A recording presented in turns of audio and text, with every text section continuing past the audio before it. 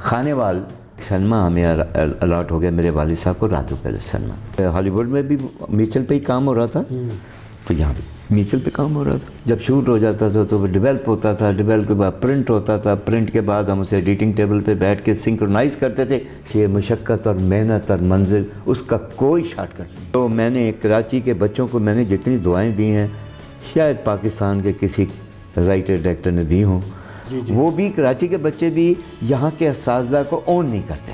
ये एक ही तरह की फिल्म गंडासे पकड़ के क्लाशर को फिर लेके चढ़ गए। वो तो अपने आप को साथ समझते हैं, वो समझते नहीं क्या पता है। और आपके प्रोग्राम से मैं ये उनके सामने उन्हें कह रहा हूँ कि उन्हें स्क्रीन प्ले लिखना नहीं आता। वहाँ नदीम बेग बड़ा अच्छा काम कर रहा है। एक फिल्म मालिक आई थी यार, उसके डायरेक्टर का मुझे नाम भूल जाता है, वो भी बड़ा अच्छा है।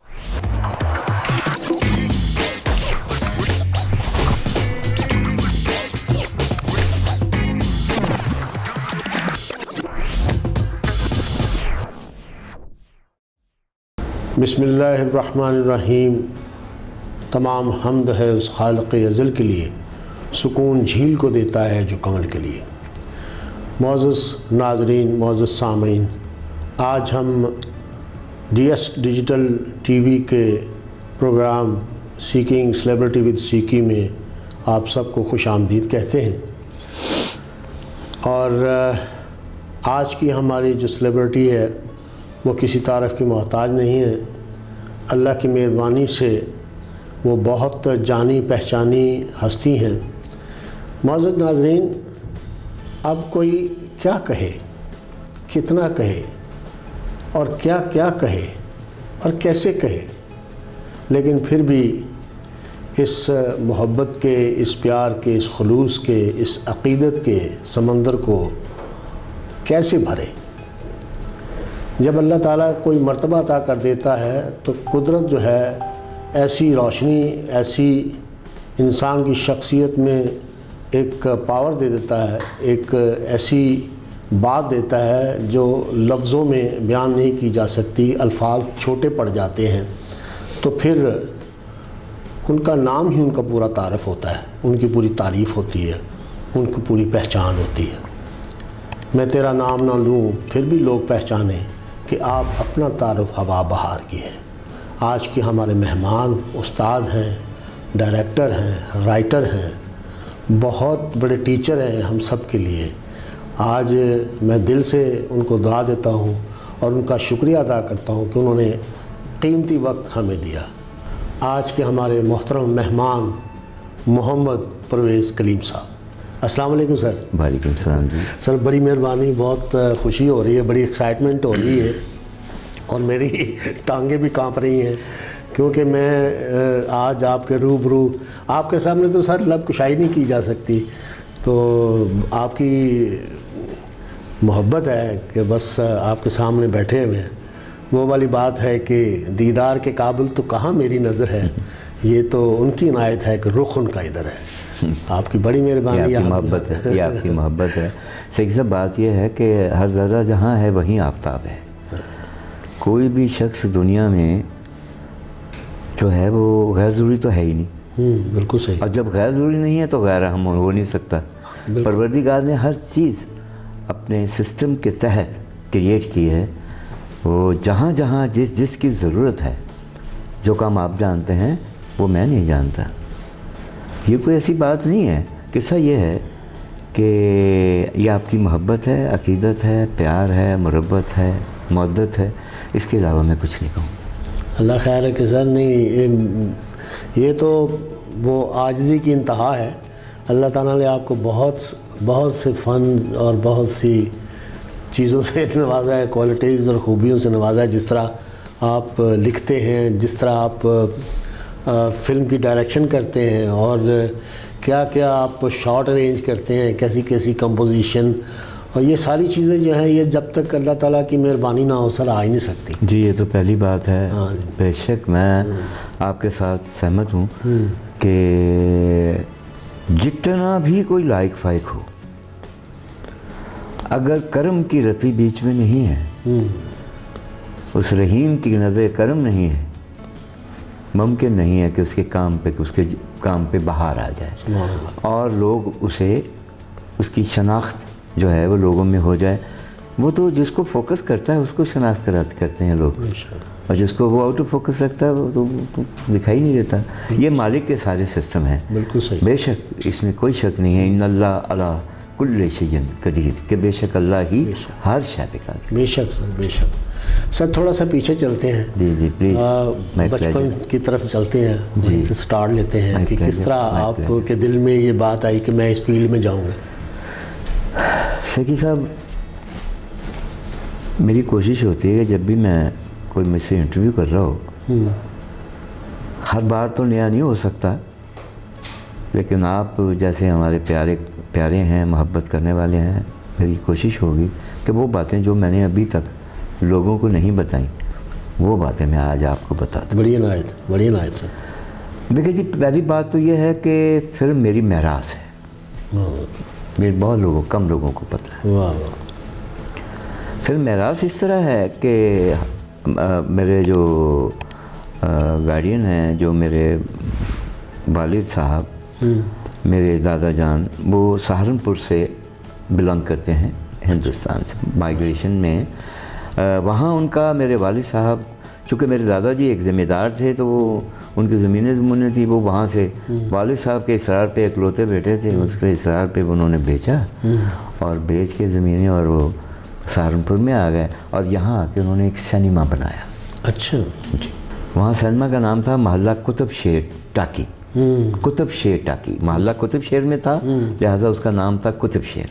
उसके बाद वो पार्टीशन हो गया, ज़ाहिर है। फिर मेरे वालिद साहब बॉम्बे भी गए पार्टीशन से पहले, वहाँ उन्होंने जाके एक फ़िल्म आनंदी में, अच्छा, हाँ, बतौर पार्टनर प्रोड्यूसर काम भी किया। एज एक्टर भी उनको था। अच्छा। लेकिन उनको बहुत अच्छे एक्टर साबित ना हो सके। अच्छा।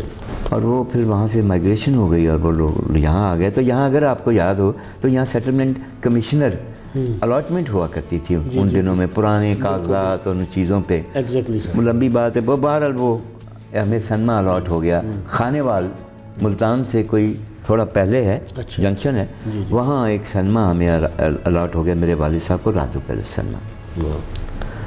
और वो वहाँ फिल्में यहाँ से लाहौर से जाती थी, वो वहाँ चलते। तो वहाँ उस वक्त जो सिनेमा ऑनर की कंडीशन होती थी ना सेकी साहब, वो ऐसी थी जैसे मिनिस्टर की होती है।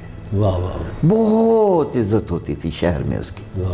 कलेक्टर भी बैठा हुआ है, कमिश्नर भी बैठा हुआ है, इलाके की बड़े लोग जो हैं वो भी मिलना बाइसे सादत समझते थे लोग। तो वो एक बड़े रौनकी आदमी थे, वालिद साहब बड़े कलरफुल आदमी थे, मुझसे ज़्यादा रंगीन मिजाज थे माशाल्लाह। वो वहाँ बड़ा अच्छा माहौल था। मैं लाहौर में पढ़ता था। मैं यहाँ वैसे तो मेरे नाना नानी यहाँ थे, लेकिन मैं यहाँ हॉस्टल में था और मैं पढ़ता था जी। तो छुट्टियों में मैं खानेवाल, मुझे वालिद साहब ले जाया करते थे। अच्छा। तो वहाँ हमारे ऑपरेटर थे, गुलाम हुसैन उनका नाम था, जो फिल्म चलाते थे। जी जी जी। अब वो फिल्म जिस तरह थ्रेट करते थे, और वो हमें तो नहीं पता था उस वक्त थ्रेट रूट का। बहरहाल ये है कि जैसे वो लगाते थे, जैसे वो उसमें चैम्बर में फिक्स करते थे और फिल्म थ्रू होती थी, आवाज़ आती थी, आँख लगा के मैंने ऊपर से देखना, अंदर वो लड़ाई भी हो रही है और ड्रामा भी हो रहा है। तो मैं यहाँ से मेरे जहन में सवालात शुरू हुए से कि साहब कि how to make a film, ये फिल्म कैसे बनती है, किस तरह इसको बनाया जाता है। उसे मैं पूछना, गुलाम साहब से, ये बताइए अंकल, ये फीते में ये आवाज़ कहाँ है, अंदर आवाज़ आ रही है, आवाज़ क्या, इस तरह वो मुझे जितना गाइड कर सकते थे। वो बुज़ुर्ग मेरा पहला उस्ताद था, उसने मुझे जितना भी गाइड किया। वो सवाल मेरे जहन में फिल्म तामीर करते रहे, मेरे अंदर फिल्म कहीं तामीर होती रही, लेकिन आई डोंट नो, ये मेरे सबकॉन्शियसली था सारा। बस मैं पूछता था, एक बच्चे का जो तजस्सुस होता है वो वैसे मैं पूछता था, वो मुझे बताते थे। सही। फिर मैं अभी स्टूडेंट था, सेकंड ईयर का, तो उस वक्त मेरी उम्र 19 साल थी और फिल्म चूँकि घुस गई हुई थी। तो ये भी एक लंबी बात को कट करके सुनाता हूँ। बस मैंने बगावत की घर से, और मैं शानुर स्टूडियोज़, जबकि मेरे वालिद साहब के शौकत हुसैन रिजवी साहब से बहुत अच्छे ताल्लुक़ थे, लेकिन वो तो खैर सिफारिश करने को तैयार ही नहीं थे। तो लिहाजा मैंने सिर्फ उनका नाम इस्तेमाल किया। मैं वहाँ शानूर स्टूडियो में कैसे घुसा ये छोड़िए, ये भी एक लंबी दास्तान है, बस आ गया। ये किस सन की बात है सर? ये जी 1967 की बात। माशाल्लाह, ठीक। मेरा ख्याल है कितने साल बनते होंगे, 40 50 साल हो गए। 50 साल बन गया। तो घुस गया मैं स्टूडियोज़ में सेकी साहब, और वहाँ कपड़े बहुत अच्छे पहने हुए थे, चूँकि वालिद साहब की मेहरबानी थी। अभी हम अपना तो कुछ भी नहीं कर रहे थे। तो मैं अब देखिए, एक बंदा का कोई अंदर वाकिफ़ ही नहीं है, कोई से जानते ही नहीं। सही। बस कभी इधर कभी उधर सड़क पे, कभी इस सड़क पे, कभी वहाँ, कभी उस एक्टर को देख, कभी उस फ्लोर में जाने नहीं दिया किसी ने। हालांकि कपड़े बहुत अच्छे थे जी। लेकिन फिर भी मुझे अंदर एक जगह पे शूटिंग देखने का मौका मिला। तो वहाँ उस वक्त तो एक बहुत बड़ी आर्टिस्ट हैं, इस वक्त बीवी हैं किसी की, तो मैं उनका नाम नहीं लूँगा। जी जी। उनकी नज़र मुझ पर पड़ी वहाँ वाह वाह। शूटिंग के दौरान। वो जैसे वहाँ ब्रेक कोई हुई तो उन्होंने पूछा, भाई तुम क्या कर रहे हो, क्या कौन हो तुम, एक्टर को बनने आए हो फलाना?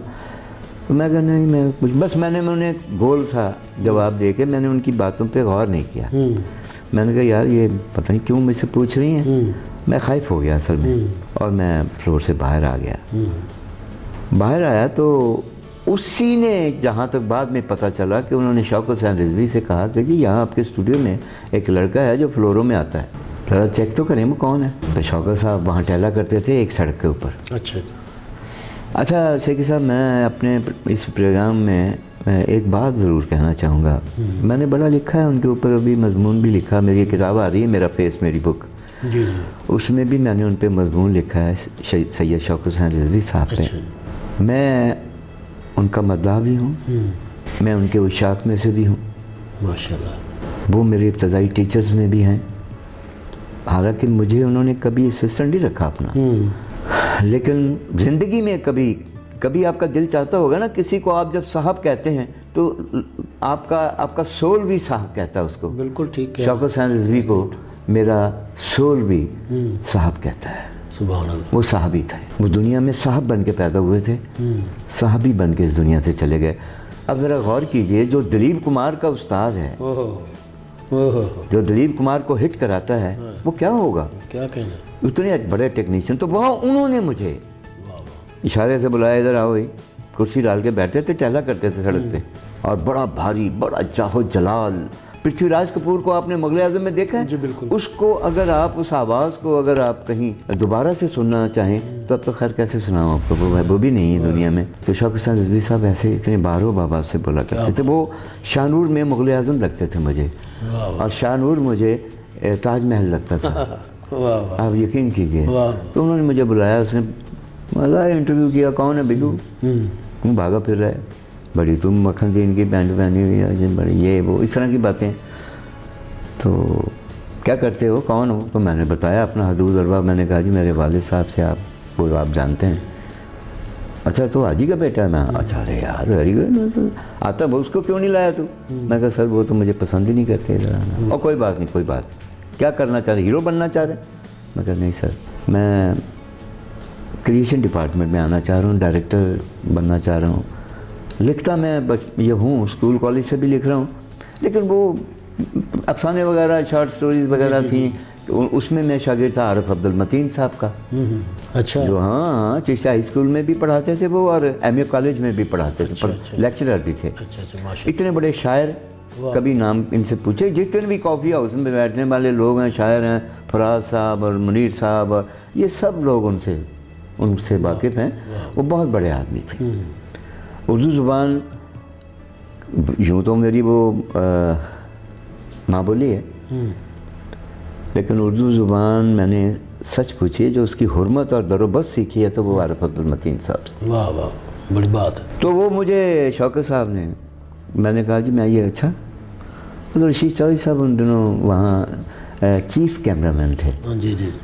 बड़ा खूबसूरत सा, मोटी मोटी आँखों वाला प्यारा सा नौजवान, उस वक़्त पंजाबी किला गुजर सिंह के थे और उर्दू बोला करते। वाह वाह।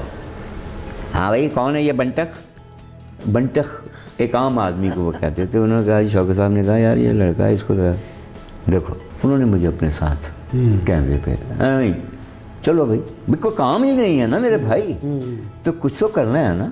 तो उतारे इशारे उल्ट पुल्ट, कभी ये वो लेना देना, रिज्म अंदर था, रिजमेटिकल आदमी थे अंदर, एक चीज़ थी, कोई होगा बिल्कुल। तो मुझे ये पता तो नहीं था ना। तो एक शॉट था जहाँ मैं फोकस हुआ ज़िंदगी में पहली बार, वो म्यूज़िक का एक शॉट था, ट्रॉली रिवॉल्व करती है ऐसे म्यूज़िक में ऐसे। तो वो लड़के से हो नहीं रहा था जो चला रहा, तो बहुत होगा कोई उसके जहन में नहीं हुआ, कोई मसला होगा। तो उन्होंने, अरे बड़े सख्त आदमी थे, क्या कर रहे हो मियाँ बंटर? तो वो कहते हैं, मैंने कहा सर जी मैं चलाऊँ? देखो तू तारा लपेट तू क्या चलाएगा भाई, बाहर। वो मैंने ट्रॉली ऑपरेट की और अल्लाह ने ऑपरेट, पहला शॉट ही ठीक हो गया, वाह, क्लैप हो गई। वाह। तो वही उसी सेट पे वही एक्ट्रेस मौजूद थी जिसने मुझे वो इब्तदा में देखा जी था। बिल्कुल। अब मुझे यहाँ कोई साल 6 महीने हो गए थे, मैं फोकस हो गया उस शॉट की वजह से। शौकत साहब से भी जाकर उन्होंने कहा, यार शौकत साहब जी कहते थे, साहब जी बड़ा लड़का, बड़ा ये वो सर। वो मुझे उसने कहा तुम ये कैमरामैन बनना है? मैंने कहा नहीं जी, मैं तो क्रिएटिव जॉब में आना चाह रहा हूँ। फिर उन्होंने मुझे एक डायरेक्टर का असिस्टेंट करवा दिया। वाह। उनकी मेहरबानी से मैं हुआ, उस खातून की। उन्होंने मुझे, वो पाकिस्तान की सबसे हसीन एक्ट्रेस हैं, कोई एक्ट्रेस जो है इतनी हसीन नहीं मैंने देखी आज तक पाकिस्तान फिल्म इंडस्ट्री में। माशाल्लाह। तो उसने मुझे रखवा दिया। फिर मैं एज डायरेक्टर असिस्टेंट ये वो करता करता यहाँ तक आ गया जी।